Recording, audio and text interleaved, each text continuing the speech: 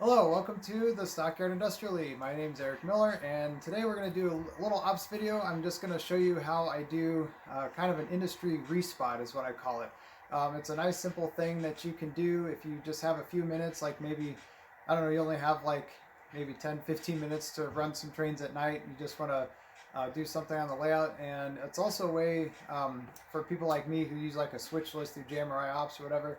If you don't want to ruin what you just built, it's a way that you can do an industry respot and not entirely mess up your switch list for the next full op session. So this is kind of a cool, neat little thing, and so I just thought I would take you along and show you what it's like.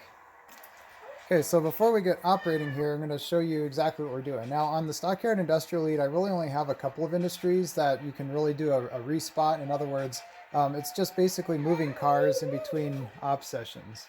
And so most of the industries, you just leave the car there. It's good until the industry either loads it or unloads it, and then you pick it up, a couple days later or whatever.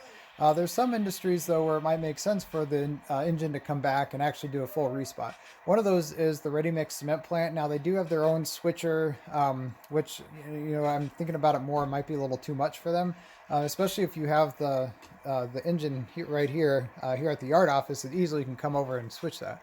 The other thing is this transload area.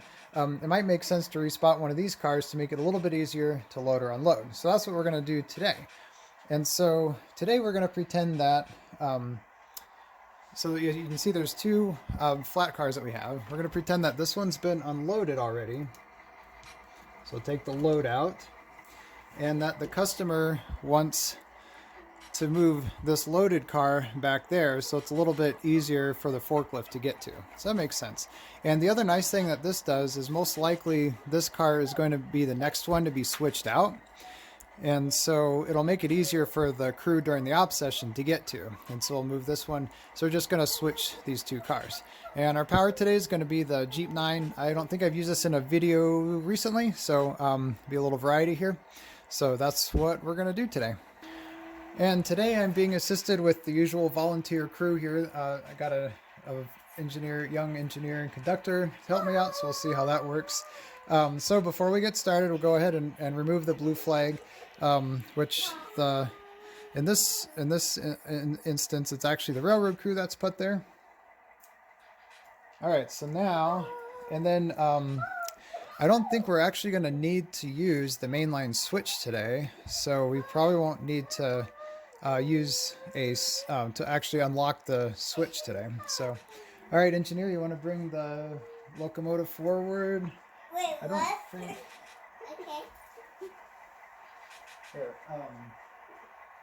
so the proto throttle is still out of service. We're using the NCE, and I think I've got it right. I've still got it on actually the next locomotive that I'm going to use. So we need to put it on this one.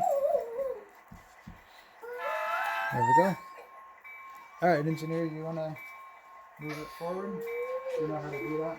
Yes, I do. Okay. Thanks.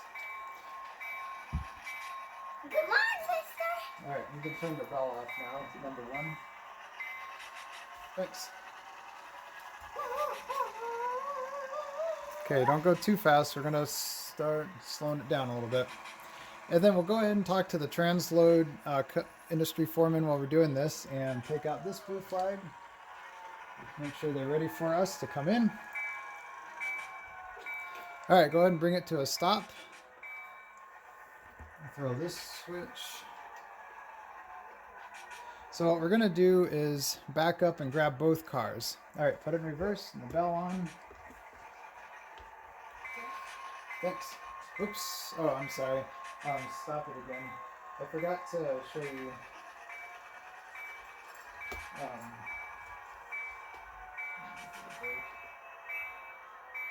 Okay, move it change direction. Okay, now you can go move the throttle up. Okay, just leave the tripod there like that. That's fine. Thanks. Okay, so yeah, for this move, I don't think we're gonna need to get on the main line at all. We'll be just fine working here on this little yard track or industry spur, I guess. The industry spur within the spur. Okay, start slowing down a little bit, please. Like bring the speed to 0, brake. Okay, that was a little fast, but we got a couple to the first car. Okay, slowly increase the speed a little bit. Don't use the switch stick. Use your finger. Oh, I got it. Okay, stop. We've got an engineer who is not fully paying attention to the job. Never a good thing. All right. But like I said, it's volunteer help, so you kind of take what you can get. We should have switched direction.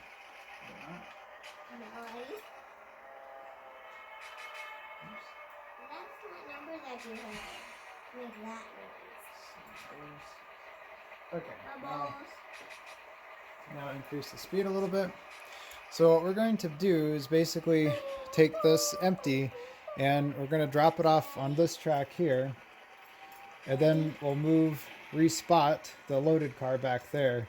And then we'll bring the empty flat car back on that other track. This thing. That is also the bell. Okay, can you slow it down, please? Or stop? Bring it to a stop.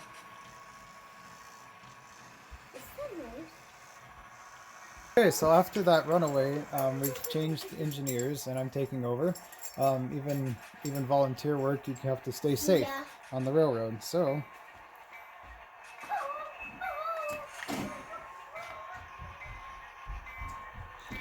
All right, so as I said, we're going to drop off this empty car first.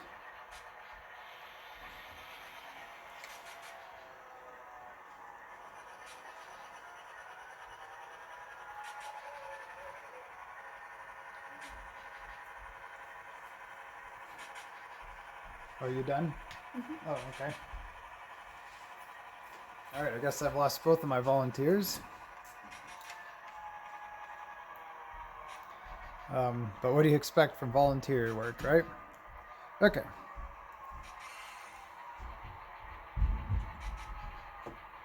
Oh. And as I mentioned earlier, we'll see how long this lasts. It didn't last long at all. You never know. I will take what I can get. So like I mentioned before, this is just kind of a fun little operation you can do. It's just a way to kind of, get things running a little bit on the layout. It doesn't take a whole lot of time or effort, but it's kind of fun to get the locomotive out and switch some cars.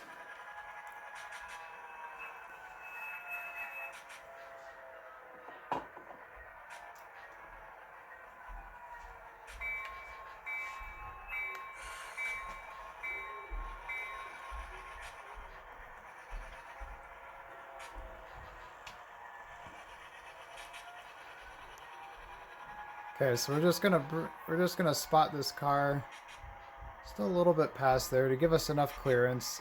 This one does not have the clearance markers. Sometimes when it's a spur within basically the customer's territory, there may not be clearance markers. So you just kind of have to eyeball it or make sure that, in this case I'm looking at where both tracks are parallel to each other and it looks like there's enough space there. Okay.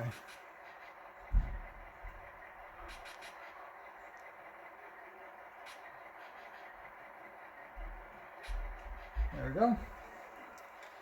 Bring it forward.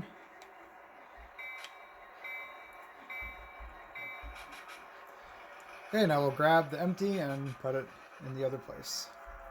So these transload tracks there's basically two different commodities that come here. One is fertilizer, which is the other track that we're not working today. And then this track gets drywall, or basically wallboard.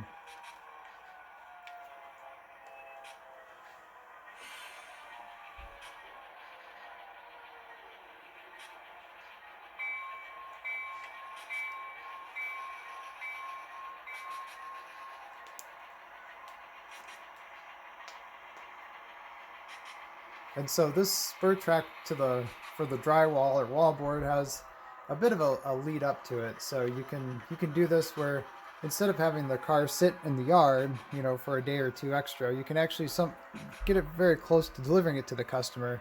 But it's better if it's delivered further down the track where they have a little bit more room for the forklifts to get it to. Okay. A little bit of a grade there.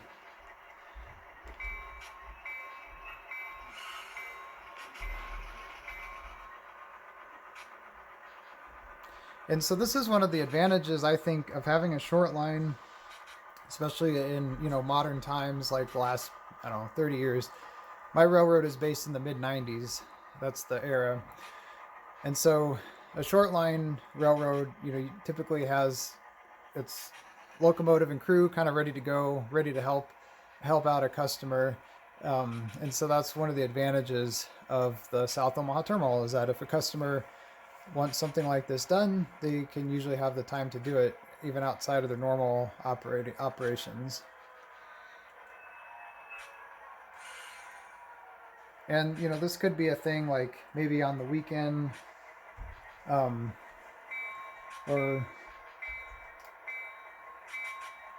on a day when the local is not running, it can come out and do this, and there might be a crew around.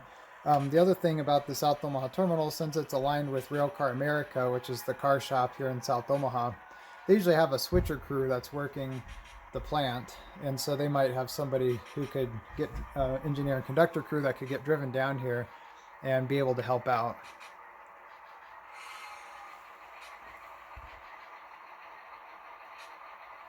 Okay, now we're set.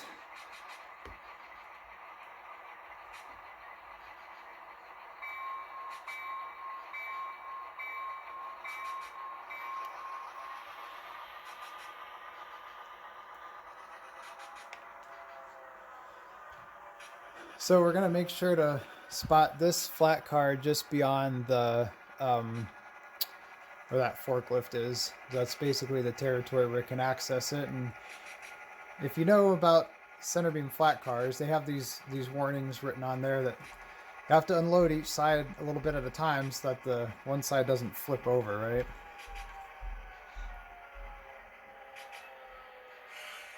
So I think that's a good spot. Maybe we'll just go a little bit more though, just to be safe. As you see, we got a little bit of room there in the track, so we might as well make it a little bit easier for the crew or the customer to get to. There.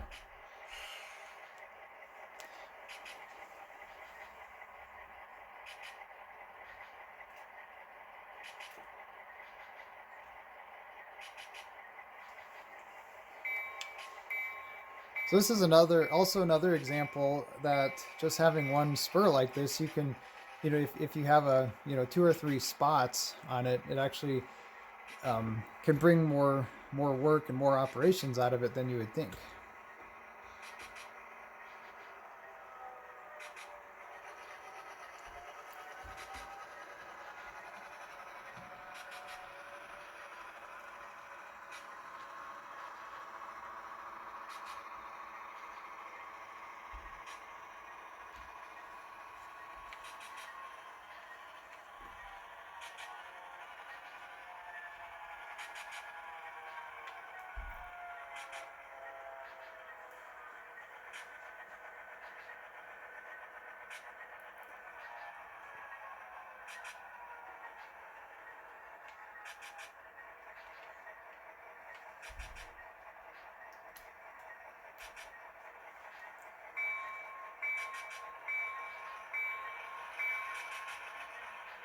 All right, so while we're over here, I'll point out to you that basically done here with this track work here in Albright, I did a little bit of additional work just this last week where I extended this spur slightly, where I let the locomotive rest and can spot any other MLW cars. And as you might remember from one of the previous operations episodes, this is also where we switch the cars coming out of standard distribution.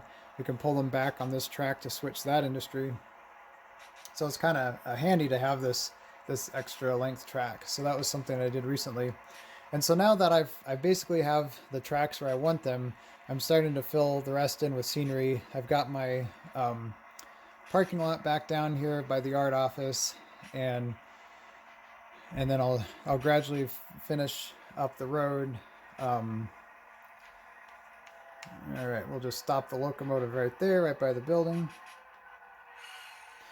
And so basically what I'll do next is connect this parking lot up to the road there. I'm going to actually make a new road. I just put that in there just so it kind of looks more like there's really a road and a crossing. And then I'll have a little like asphalt road that kind of comes up and then goes back here. This is a little like way station. And then we'll have the transload access. And most of this will be all paved so that the trucks and forklifts can drive through this whole area. So that's what I'll get to next. I kind of want to finish up that farm scene first, but this will be the next scenery area that I get to. So just thought I would update you on that. Okay. So we're all done here. We've got our locomotive back. We'll go ahead and tell the industry foreman at the transload we're done, and you can put his blue flag back. And we'll go ahead and put our blue flag back on the locomotive here, in case we need to do any work, like maybe that fuel truck you can see there can now fuel up the locomotive. So yeah, like I said, it doesn't take very long to do a respotting an industry. It's kind of a fun little exercise, and it gets you to do some operating, but it's not a full op session either. So yeah, that's basically what that entails. Okay, so I hope you all enjoyed that mini op session. Thanks for watching and joining me today. And feel free to leave any comments if you have any questions, or if there's anything you want to see. A little update. You remember last week my computer crashed and I need to spend some time rebuilding JMRI. Unfortunately, I didn't do a backup for over 2 years.